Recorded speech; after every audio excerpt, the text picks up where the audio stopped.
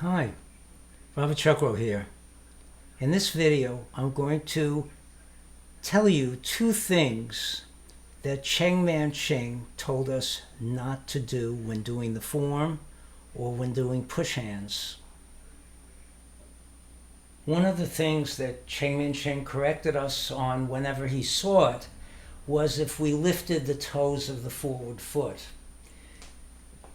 So, for example, in push hands or in the form, if we sat back and the toe came up, as it is here, that was a correction that he gave us, not to have the toe come up.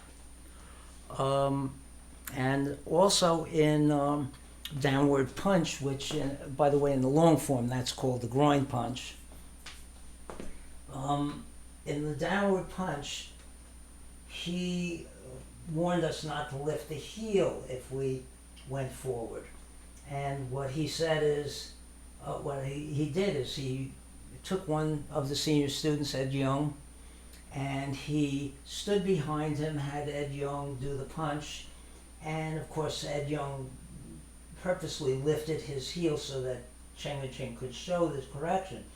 And Cheng Man-ch'ing put his hands on Ed Young's shoulders, standing in the back, and put his foot on Ed Young's heel, on the back of his foot, so he couldn't lift it, and then told him to go down as far as he could without lifting, without trying to lift. And so that was a lesson that I remember very clearly.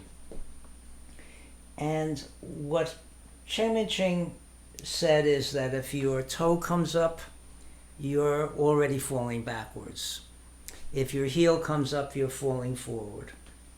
And two other teachers I had, especially Sam Chin-Fan-Siang, talked about having the weight always, the weight distribution on the sole of the foot always centered on the sole of the foot.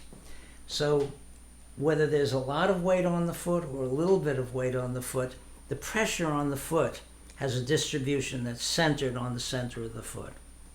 And made a big deal out of that and showed us that if that weight distribution came forward of the center, he could easily just pull us and we'd lose our balance. Or if it went behind, he could easily just push us and we'd lose our balance. He was very gentle, and he never did anything more than just enough to show us what was involved. Never did anything that ever made us uncomfortable, even. Very gentle man. When I studied ninjutsu, if anybody was standing near the teacher would know right away if the weight was, right now, for example, it's on the balls of my feet. He would know that right away. He would feel it. Didn't even have to be looking at you. If you shifted back to the heel, towards the heels from the center, he would feel that too and tell you, your weight is too far forward, your weight is too far back. And sometimes it was such a small difference that I couldn't believe that he could know that. Once he told you, of course, you recognized it.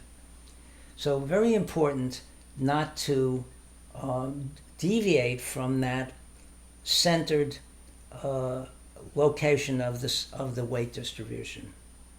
Thank you.